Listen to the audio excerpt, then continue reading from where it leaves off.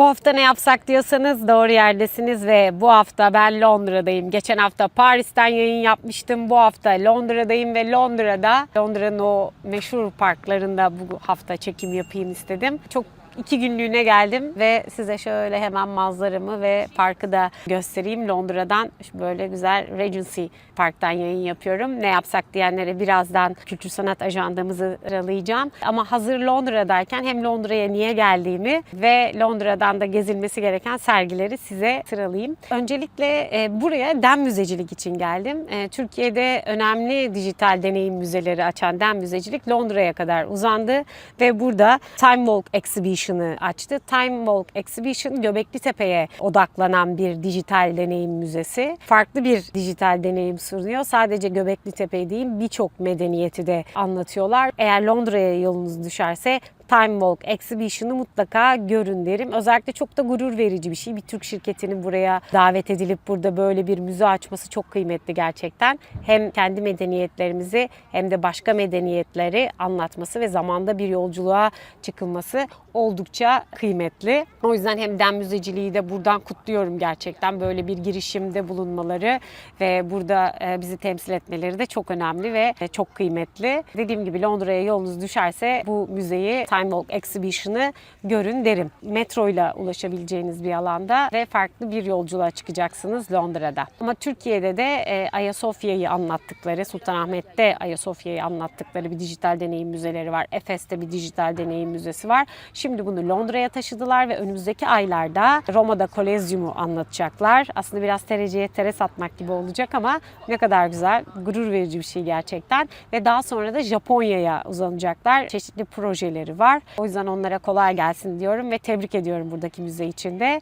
Ve başka Londra'ya gelmişken ne yapsak diyorsanız hemen onları da sıralayalım. Londra'ya gelmişken zaten gezeceğiniz belli başlı kült müzeler var. Onlardan bir tanesi tabii ki British Museum, National Museum, National Portrait Museum ve Tate Museum.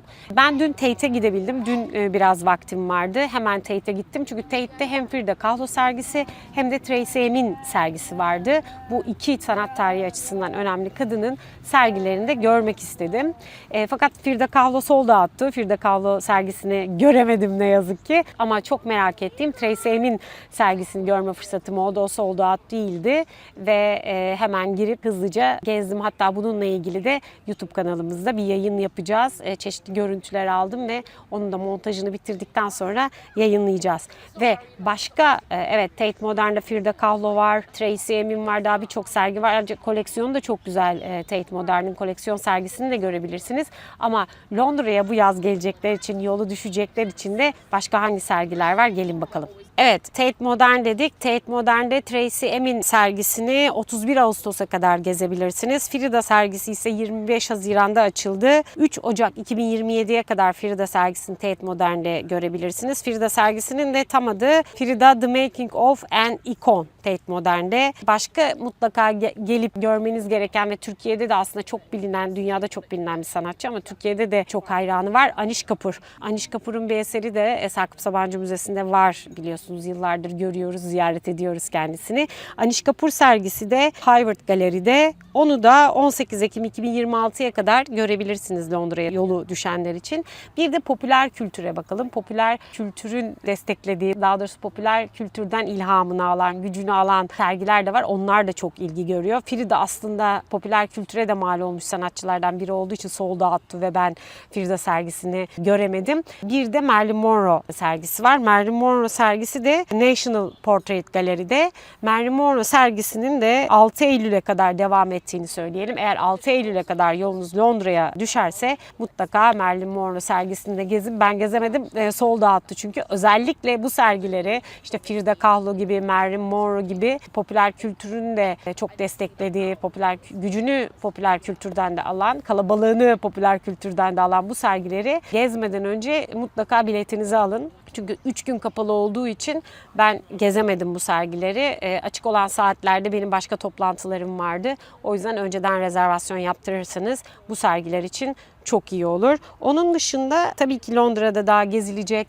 pek çok sergi var ama özellikle şöyle bir gezi planı yapabilirsiniz kendinize. Çünkü şu anda Tracey Emin, Frida Kahlo, ikisi de Tate Modern'de. National Portrait Gallery'de de biraz önce söylediğim gibi Marilyn Monroe sergisi var. Marilyn Monroe sergisiyle birlikte bu 3 kadın, efsane kadının sergilerini ard arda gezip kendinize çok güzel bir yazlık kadın sanatçılar sergi turu düzenleyebilirsiniz Londra'da ve böyle bir seçkide bulunabilirsiniz kendiniz için. Londra'dan ayrıca önümüzdeki aylarda da önemli sergiler var. Londra'da önümüzdeki aylarda da Hockney, Picasso, Turner gibi sergiler olacak. Ayrıca bir de Frieze haftası var tabii. Londra'da sanat ve etkinlik biter mi? Bitmez. Önümüzdeki haftalarda ne yapsaklar da zaten onlara da değiniriz. Hadi şimdi Londra'dan, bu Regency Park'tan başladığımız ne yapsak kültür sanat ajandamıza, ülkemize dönerek devam edelim. Bakalım ülkemizde ne yapsak diyenler için neler var. Sinemalarla başlayalım çünkü şu ara sinemalar çok gündemde. Dediğim gibi yazın yapılacak en iyi şeylerden biri serin sergi salonlarında sergi gezmek ve serin sinema salonlarında da film izlemek. Tabii bir de açık hava filmleri var. Açık havada film gösterimleri İstanbul'da çeşitli mekanlarda var. Daha önce zaten onları söylemiştim ne yapsak ajandamızda.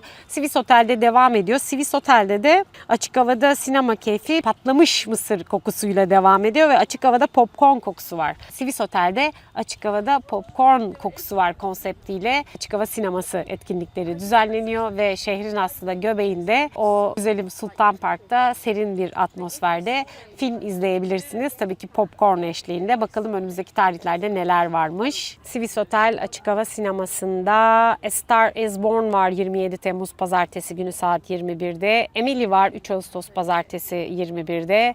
Moulin Rouge var 10 Ağustos Pazartesi günü. Gora 24 Ağustos Pazartesi günü ve Ratatouille 31 Ağustos Pazartesi günü ve Bohemian Rhapsody'de 14 Eylül Pazartesi günü Swiss Hotel Açık Hava Sineması'nda izlenebilir.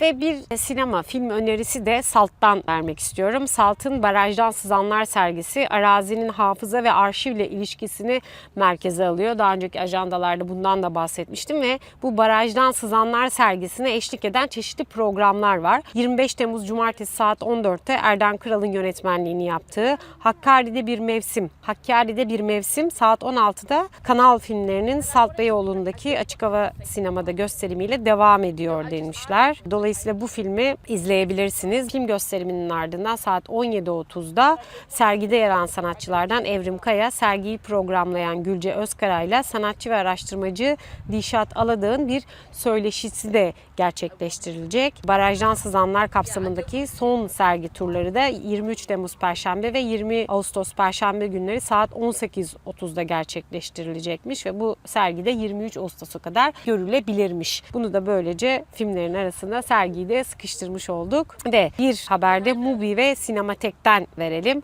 Mubi ve Sinematek'in birlikte hayata geçirdikleri film molası 25-26 Temmuz'da sinema severleri bir araya getiriyor. Son dönemin uluslararası festivallerinde ses getiren filmlerin yer aldığı 2 günlük programda Sinematek avlusunda gün boyu sürecek buluşmalar ve DJ performansları gerçekleştirilecek ve 2 günlük bu programda gösterilecek filmlerde şöyle Sırat'ın yanı sıra The Mastermind, Büyük Yolculuk ve Magic Form izleyiciyle buluşacak. Böylece bu işbirliğini de buradan duyurmuş olalım. Ve bir haberde Prime Video'dan ve Prime Video'nun merakla beklenen yeni orijinal belgeseli Bayrak Taşıyanlar 29 Temmuz'da yalnızca Prime Video'da izleyiciyle buluşacak. Bu arada bir örümcek saldırısı altındayım, pardon. Ajandaya örümcek molası verdim ve devam ediyorum. Evet, Prime Video'nun merakla beklenen yerli bir belgeseli var. O da Bayrak Taşıyanlar.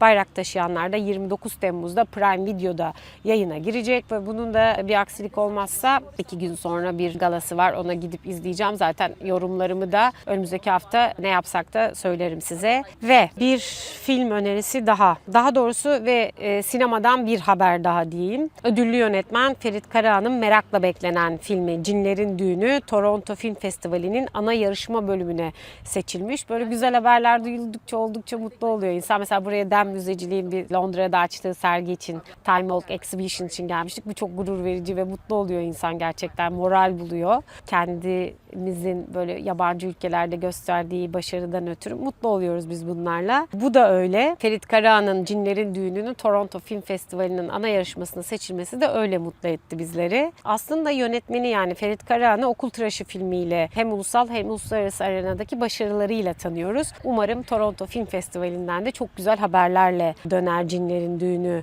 diyorum. Ve şu anda aslında sinemalarda en çok patırtı koparan, en çok ilgiyi gören, en çok tartışılan film tabii ki bildiğiniz gibi The Odyssey. Nolan'ın filmi çeşitli şekillerde beğeniliyor ya da çok eleştiriliyor. Ben hala izleyemedim seyahat etmekten. Aslında hazır buraya gelmişken IMAX 70 mm bir sinemada izlemek güzel olurdu. 70 mm Türkiye'de yok. Umarım en kısa zamanda gelir. Demek ki böyle filmler, yani sinemayı kurtarmak için iyi bir yöntem, farklı deneyimler sunuyor. Deneyim artık her şey. Müzenin de deneyim kısmı, daha doğrusu dijital olarak deneyimlenen kısmı çok ilgi görüyor. Bu filmde IMAX 70 mm olması çok ilgi çekici gerçekten. Ve aslında burada tabii bir Homeros hikayesi var. Aslında bu filmle birlikte Homeros da tekrar gündeme geldi ve aslında Homeros'un da Simirna'da, yani İzmir'de yaşadığını biliyoruz ya da İzmir'de yaşadığı, Simirna'da yaşadığı düşünülüyor ve bu anlamda da gözler biraz İzmir'e de kaydı. Tabii ki Truva'ya kaydı ve aslında keşke ülkemize çekilseydi. Bununla ilgili çeşitli girişimlerde bulunulduğunu biliyorum ama o kadar kolay değil. Hadi şimdi biz bu filmi burada çektirelim demekle olmuyor. Çok uzun emekler, çok uzun yıllar, çok uzun paralar ve daha pek çok şey lazım. Tabii ki sadece parayla çözülecek bir mesele değil Christopher Nolan'ın Türkiye'de Truva'da film çekmesi. Umarım önümüzdeki yıllarda bu gerçekleşir. Bu hikayeler, yani bizim hikayelerimiz, bizim topraklarımızda geçen bu hikayeler bizim topraklarımızda çekilir. Tabii konu Homeros olunca gözleri İzmir'e çeviriyoruz hemen ve İzmir'de Homeros'un yaşadığı düşünülüyor Simirna'da ve İzmir'de daha önce arkeolojik kazılar sırasında Klaros kazılarında bir Homeros heykeli çıkmıştı ve bu Homeros heykeli şu anda çok ilgi görüyor. Çünkü film Odyssey filmi çok gündemde ve anıtsal nitelikteki bu Homeros heykeli İzmir Kültür Sanat Fabrikası'nda Troya Savaşı temalı bir bölümde özel olarak sergileniyor. Son 2 yıldır Saya Holding ana sponsorluğunda sürdürülen Klaros kazılarında arkeolojik çalışmalarda devam ediyormuş. Bu arkeolojik kazılara yapılan sponsorluklar, destekler çok önemli. Ne güzel, bu destekler sayesinde de bir Homeros heykeli gün yüzüne çıkmış ve şu anda sergileniyor. Yine örümcek geldi. Evet. Örümcek beni çok sevdi. Yani İzmir'e de yolunuz düşerse bu İzmir Kültür Sanat Fabrikası'ndaki Troya Savaşı temalı bölümde Homeros heykelini de görebilirsiniz. Buradan da filmle bağlantılı olarak İzmir'den böyle bir haber verelim. Tabii İzmir'de ne yapsak diyenler için Arkas Sanat'ın 7 sanat merkezinde pek çok sergi var. Onları da gezebilirsiniz. Geçen haftalarda söylediğim gibi, ama ben İzmir'de en çok Arkas Sanat'ın Lucien Arkas Sanat Merkezi'nde Eylül'de açacağı, Centre Pompidou işbirliğiyle açacağı Centre Pompidou'nun ilk sergisini merakla bekliyorum. Yanlış hatırlamıyorsam Eylül 25 Eylül gibi falan açılacak. Bakalım o sergi nasıl olacak? Çok etkileyici olacağına eminim. Çünkü geçen hafta Paris'teydim ve Centre Pompidou'yu ziyaret edemedim. Çünkü tadilatta, renovasyonda. O renovasyon sırasında da tüm dünyayı geziyor Centre Pompidou eserleri ve onların en geniş kapsamlısı da Eylül sonu itibariyle Arkas Sanat'ta, Lucien Arkas Sanat Merkezi'nde 5 yıl boyunca 10 sergiyle gezilebilecek. Ne şanslı, ne mutlu. Aslında Paris, Centre Pompidou ayağımıza geliyor diyebiliriz. Evet, sinemadan bir haber daha düştü mailboxlarımıza. O da Aşk Tesadüfleri Sever filminin ilk teaserı ve ilk afişi de yayınlandı. Aşk Tesadüfleri Sever 3'te kim oynuyor? Mehmet Günsür ve Devrim Özkan başrollerinde oynuyor. Aşk Tesadüfleri Sever filminin ve ilk teaserı da yayınlanmış. İlk afişi yayınlanmış ve 20 Kasım'da da bu serinin üçüncüsü, Aşk Tesadüfleri Sever'in üçüncüsü 20 Kasım'da da sinemalarda olacak. Bunu da buradan hatırlatalım diyorum ve konserlere geçmek istiyorum. Bakalım hangi konserler nerede var? Konserlere geçmeden önce bir haber de vermek istiyorum. Bu önemli bir haber. Salon İKSV'de biz yıl boyunca çok güzel konserler dinliyoruz. Yeni keşiflerde bulunuyoruz. Salon İKSV'nin bu anlamdaki rolü gerçekten çok önemli. İKSV'nin kültür sanat hayatımızdaki rolü zaten tartışılmaz. Salon İKSV de öyle. Yeni gruplar, yeni sanatçılar, yeni solistler keşfettiğimiz Salon İKSV bu sene farklı disiplinleri ağırlayacakmış ve FIBA Holding'in sponsorluğuyla aslında Salon İKSV'nin sahnesi sadece konserlere değil, tiyatrolara, çeşitli gösterimlere ve çeşitli sanat etkinliklerine de sahne olacakmış. Bu güzel bir haber doğrusu. İKSV ile FIBA grubu arasındaki bu işbirliğiyle FIBA Salon İKSV adını alacakmış Salon İKSV ve konserlerin yanı sıra tiyatro oyunları, edebiyat ve bilim sohbetleri, caz kulübü akşamları gibi pek çok etkinliğe de ev sahipliği yapacakmış. Artık ne oldu adı? FIBA Salon İKSV. Evet, FIBA Salon İKSV'de pek çok etkinlikle galiba bu sene buluşacağız. Bundan hem FIBA'ya hem de İKSV'ye hayırlı olsun bu işbirliği. Çok verimli olacağına eminim ve bundan en çok faydalanacak olanlar da kuşkusuz biz sanatseverler olacağız. Bu da gerçekten önemli. Harbiye Açık Hava Tiyatrosu'ndaki konserlerle devam edelim. Harbiye Açık Hava Tiyatrosu'nda önümüzdeki haftalarda neler var? David Garrett var. David Garrett 29 Ağustos'ta Harbiye Cemil Topuzlu Açık Hava sahnesinde olacak ve Maher Zahin 12 Eylül'de Harbiye Açık Hava'da. Garu 16 Eylül'de. Gypsy Kings geliyor. Evet, Gypsy Kings oldukça sık geliyor Türkiye'ye. Çok seviliyor çünkü 18 Eylül'de Gypsy Kings Harbiye Açık Hava'da olacak ve 24 Eylül'de Le Trio Jobran 24 Eylül'de Harbiye Açık Hava'da olacak ve Craig David de 11 Ekim'de Harbiye Açık Hava Tiyatrosu sahnesinde olacak. Sevgili Mabel de 25 ve 26 Temmuz'da 2 gün arka arkaya Paribu Harbiye Açık Hava konserleri kapsamında Harbiye Açık Hava Tiyatrosu'nda olacak. Arka arkaya kendisini dinleyeceğiz. 24 Temmuz'da Teoman Harbiye Cemil Topuzlu Açık Hava Tiyatrosu'nda sahne alacak. Hadi şimdi Maximum Unique sahnesine bakalım. Maximum Unique Açık Hava sahnesine bakalım. Maximum Unique Açık Hava'da bu hafta 25 Temmuz'da Accept var. 26 Temmuz Pazar günü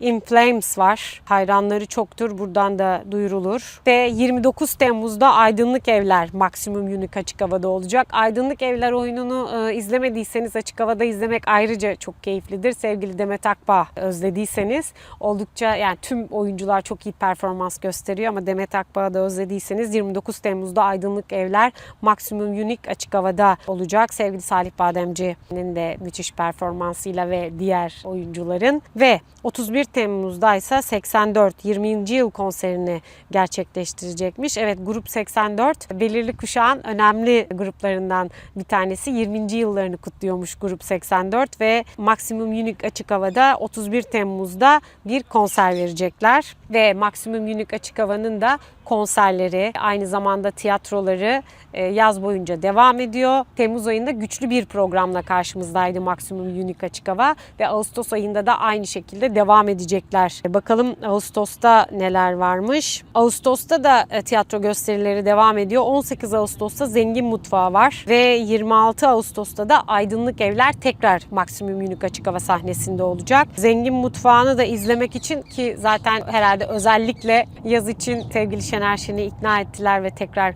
sahneye çıktı. Çünkü son oyunu Harbiye Açık Hava'da büyük alkışlar eşliğinde izlemiştik. Hala fırsatınız varken bence bunu Zengin Mutfağı'nı izlemek için çok iyi bir fırsat. Evet.